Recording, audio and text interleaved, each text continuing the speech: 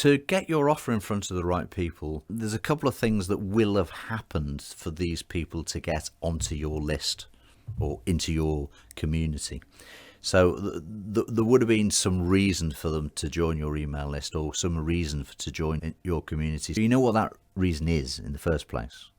Making the right offer to the right people is a case of you paying attention to where they actually came from and what sort of things they were interested in and how did you attract them onto your list in the first place. So if you've segmented your list as people have come into it, then you've got a clue as to what they're likely to respond to. But you never know. So if they respond to the first thing that you've developed and that you've thought of, great. And if they don't, there's no harm in sending them other offers, because it's sort of diminishing return, isn't it? You may as well send them other offers, because just because you thought they had a particular interest, turns out they didn't respond.